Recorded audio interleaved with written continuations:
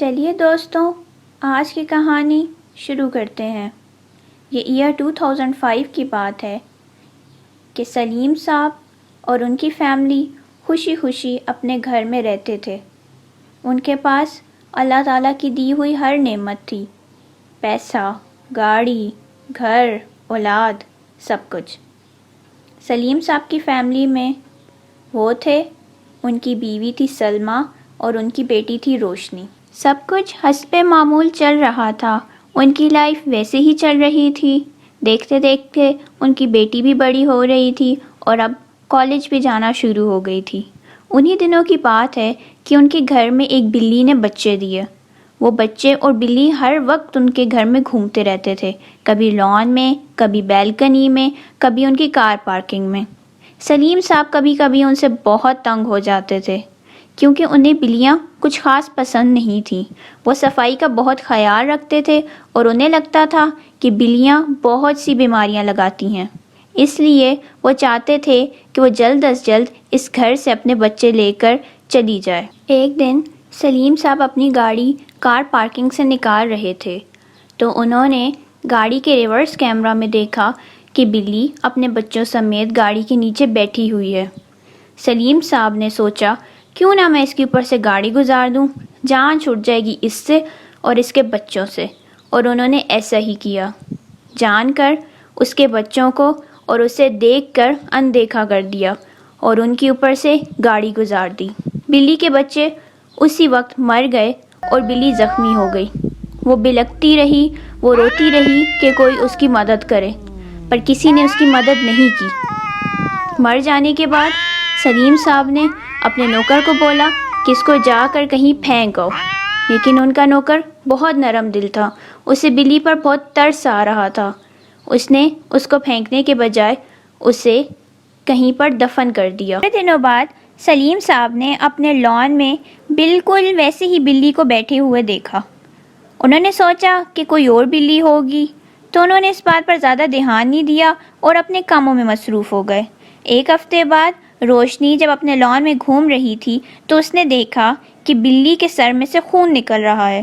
وہ جب اس کی طرف بڑھی اس کو اٹھانے کے لیے کہ میں اس کی پٹی کر دیتی ہوں، تو اس بلی نے روشنی کے اوپر حملہ کر دیا اور پنجے سے اس کے بازو کو کھروچ دیا۔ تھوڑے عرصے بعد روشنی کے ماما بابا نے نوٹ کیا کہ اس کے رویے میں تبدیلی آ رہی ہے۔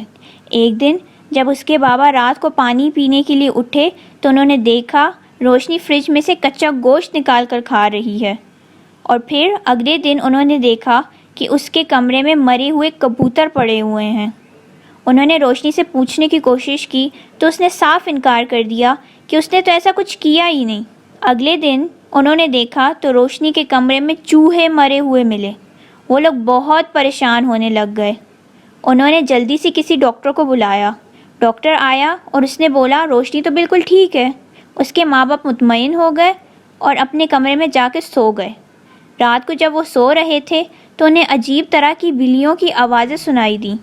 جب وہ آئے تو انہوں نے دیکھا روشنی بلیوں کی طرح چل رہی ہے اور ساتھ میں اس کے ایک اور بلی ہے، بالکل ویسی ہی بلی جیسے کہ سلیم صاحب نے ماری تھی، اور وہ دونوں مل کر بلیوں کی طرح آوازیں نکال رہی تھیں۔ سلیم صاحب یہ دیکھ کر ڈر گئے اور انہوں نے جلدی سے ہی اپنے جاننے والے بابا جی کو بلایا۔ بابا جی نے جب کچھ پڑھ کر روشنی کی طرف پھونکا تو روشنی بالکل ہی آپے سے باہر ہو گئی اور اس نے بابا جی کے اوپر حملہ کر دیا۔ بابا جی نے جلدی سے سلیم صاحب کو بولا کہ اس کے ہاتھ پاؤں کو باندھ دو، اس کے اوپر کسی چڑیل کا سایہ ہے۔ سلیم صاحب ادھر ہی ڈر گئے کہ میری اکلوتی بیٹی کو یہ کیا ہو گیا ہے، آخر ہم نے ایسا کیا گناہ کیا ہے کہ ہماری بیٹی یہ سب کچھ دیکھ رہی ہے۔ ان کی بیٹی نے کچا گوشت، چوہوں کا شکار، کبوتروں کا شکار، یہاں تک کہ بلیوں کی طرح رہنا سہنا اور چلنا شروع کر دیا تھا۔ سلیم صاحب کو فوراً اپنا گناہ یاد آیا کہ انہوں نے ایک بلی کو مارا تھا، کہیں یہ سب کچھ اسی کی وجہ سے تو نہیں ہو رہا، لیکن یہ سب سوچنے کا وقت نہیں تھا، اس لیے سلیم صاحب نے جلدی سے روشنی کو باندھ دیا۔ جب سلیم صاحب نے روشنی کو باندھ دیا تو بابا جی نے بولا، اے اس لڑکی کے اندر موجود مخلوق، تو نے اس لڑکی کو کیوں پکڑ رکھا ہے؟ تو اس چڑیل نے بولا، تیرا کیا مطلب ہے بڈھے، میرا پیچھا چھوڑ دے ورنہ میں تجھے بھی مار دوں گی اور تیرے ساتھ موجود ان سب کو مار دوں گی۔ بابا جی نے بولا خاموش، اور اس کے اوپر کچھ پڑھ کے پھونکا۔ پڑھنے کے بعد وہ چڑیل بابا جی کے وش میں ہو گئی۔ بابا جی نے پوچھا بتا تیرا مقصد کیا ہے، تو کیوں ایسا کر رہی ہے، تو نے اس بچی کو کیوں پکڑا ہوا ہے؟ تو چڑیل بولی اس آدمی نے میرے بچوں کو مارا ہے۔ آپ کو تو پتا ہے چڑیل کسی بھی طرح کا روپ دھارن کر سکتی ہے۔ میں ان کے گارڈن میں بلی کا روپ دھار کر رہ رہی تھی، لیکن ان کو پتہ نہیں مجھ سے کیا مسئلہ تھا۔ اس آدمی نے میرے بچوں کو میری آنکھوں کے سامنے مار دیا اور جا کر ان کے نوکر نے دفنا دیا۔ میں کسی کو نہیں چھوڑوں گی، کسی ایک کو بھی نہیں، اور اس لڑکی کو تو میں بالکل بھی نہیں چھوڑوں گی۔ روشنی کے بات سننے کے بعد بابا جی نے 1 گھنٹہ لگاتار دعائیں پڑھی۔ 1 گھنٹہ دعائیں پڑھنے کے بعد بابا جی نے روشنی کے اوپر پھونک ماری تو اس کے اندر سے ایک بلی نکل کر باہر آ گئی، اور اس بلی نے روشنی کے اوپر حملہ کیا، جس کی وجہ سے روشنی زخمی ہو گئی اور اس کے زخم کے اندر سے خون آنا شروع ہو گیا۔ بابا جی نے بولا اے چڑیل، تو خود ایک ماں ہے، آخر تو کیوں ان کا پیچھا نہیں چھوڑ دیتی؟ ایک ماں کو تڑپا کر تجھے کیا ملے گا؟ اللہ تعالیٰ تجھے پھر سے اولاد دیں گے، اس کا پیچھا چھوڑ دے اس بچی کا پیچھا۔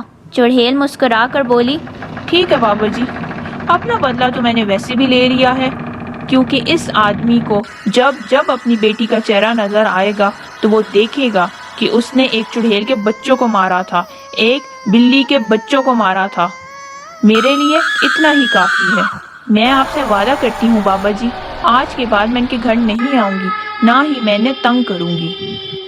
یہ کہنے کے بعد وہ چڑیل ہوا میں غائب ہو گئی۔ جلدی سے ڈاکٹر کو بلایا گیا اور روشنی کی پٹی کرائی گئی۔ سلیم صاحب نے بابا جی کا شکریہ ادا کیا اور اپنے گناہوں کی معافی مانگی اللہ تعالیٰ سے۔ انہوں نے وعدہ کیا کہ وہ آئندہ کبھی کسی جانور کو تنگ نہیں کریں گے۔ وقت گزرتا گیا، زندگی پھر سے ویسی ہو گئی۔ اگر کچھ ویسا نہ ہو سکا تو وہ تھا روشنی کا چہرہ، جس کے اوپر آج بھی وہ پنجے کا نشان ہے، جس کو دیکھ کر سلیم صاحب کو احساس ہوتا ہے کہ انہوں نے کتنا بڑا گناہ کیا تھا کسی کے بچوں کو مار کے۔ سلیم صاحب کو اپنی غلطی کا احساس ہو گیا ہے، کیونکہ ان کے کیے کی سزا ان کی بیٹی بھگت رہی ہے۔ تو دوستو، کبھی بھی کسی جانور کو تنگ مت کرو اگر وہ آپ کو تنگ نہیں کرتا تو۔